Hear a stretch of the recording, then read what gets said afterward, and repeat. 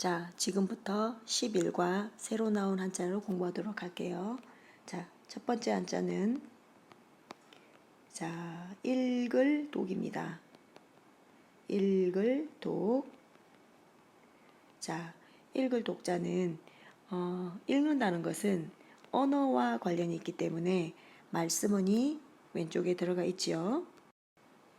자, 다음은 책, 서, 글, 서입니다. 자, 이 한자는 위에 있는 한자가 붓을 뜻합니다. 그래서 붓율이고요. 자, 밑에 있는 한자는 해일이 아니고 말할 왈이에요.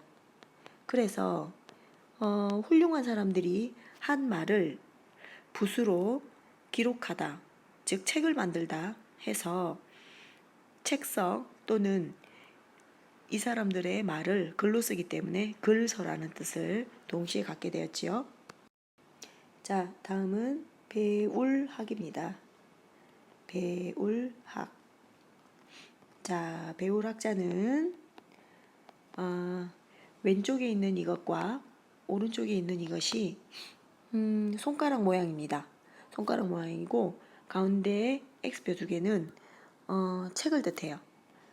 그래서 양손으로 자녀가 책을 잡고 뭔가를 열심히 배운다 해서 배울학자가 됐어요. 자, 다음은 물을 문자입니다.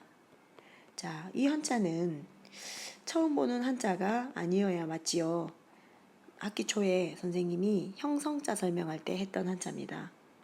이 한자는 문문자와 입구자로 구성이 되어 있는데 문문자가 들어간 이유는 들을 문자에서 문이라는 소리를 만들어주기 위해서 들어간 소리 부분이 되는 한자이고, 자, 질문을 할 때는 입이 필요합니다.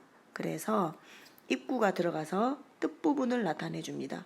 즉, 소리 부분과 뜻 부분이 모여서 구성된 한자를 형성자라고 한다고 그랬죠. 그래서 이 한자는 소리 부분인 문문자와 뜻 부분인 입구자가 합해서 만들어진 형성자라고 볼 수 있습니다. 자, 다음은 닦을 수자입니다. 닦을 수. 여러분, 밑에 보면 이 점 세 개가 무엇으로 보이나요? 자, 닦는 것과 관련이 되니까. 자, 이거는 먼지털이라고 보시면 돼요. 그래서 우리가 이 먼지털이로 뭔가를 닦아낸다 라는 뜻을 가졌다고 해요. 자, 다음은 기를 양입니다. 기를 양. 자, 이 한자는 기르다라는 뜻과 양이라는 소리가 모였는데 소리가 왜 양이 됐을까요? 자, 위에 있는 한자가 꼬리는 잘랐지만 양양자예요. 그리고 밑에 있는 한자는 먹을식 밥식이에요. 자, 기르다라는 것은 잘 생각해 보면 우리가 무언가를 기르고 키우려면 당연히 먹을 것이 주어져야 됩니다. 그래서 먹을 식자가 뜻으로 들어갔고 양양이 소리 부분으로 들어간 한자예요. 그래서 이 한자도 앞에서 배웠던 모를 문자처럼 형성자로 이루어진 한자입니다. 자, 다음 한자는 풀석자입니다. 우리가 뭔가를 푸는 거, 해석하다, 또 석방하다 할 때 쓰는 한자인데, 자, 앞에 있는 한자가, 자, 이 한자의 전체 음뜻은 풀석이고요. 자, 앞에 있는 한자는 분별할 변이죠. 분별할 변.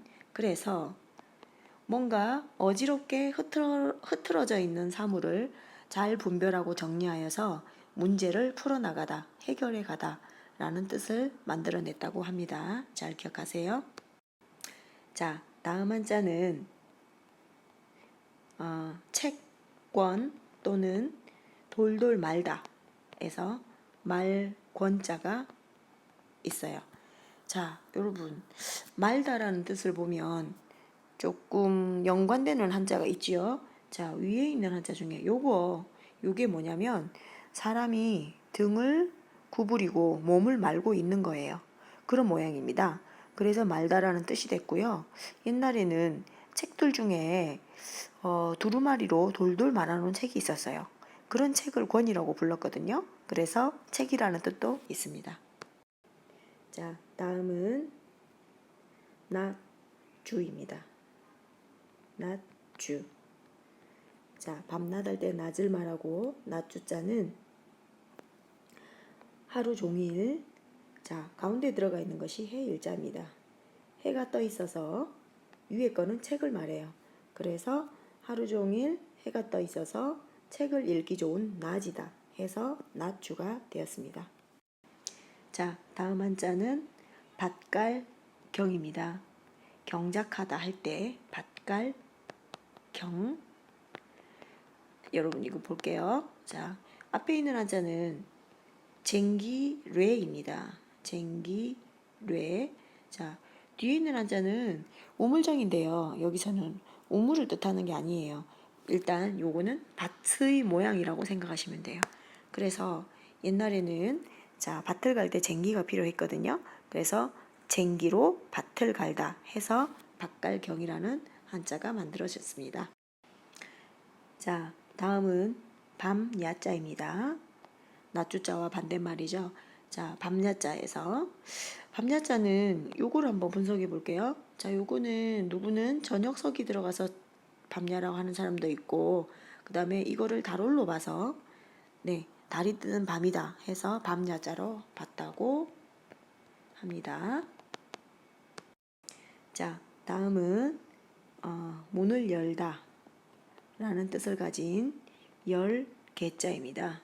자, 열고 닫는 건 문과 관련이 되기 때문에 문문이 들어갔고, 자, 밑에 있는 한자는 뭔가를 수평선으로 쫙 펼치는 모양입니다. 그래서 우리가 문을 수평선으로 양쪽으로 팽팽하게 열어 젖히는 그런 모양을 나타낸 겁니다. 해서 열개자입니다. 자, 다음은 더할 익, 더욱 이자, 이로울 익자입니다. 자, 이 글자는 자, 이렇게 쓰기도 하는데요. 같은 글자입니다. 자, 위에 있는 글자를 옆으로 살짝 돌려보겠습니다. 자, 무슨 글자처럼 보이나요?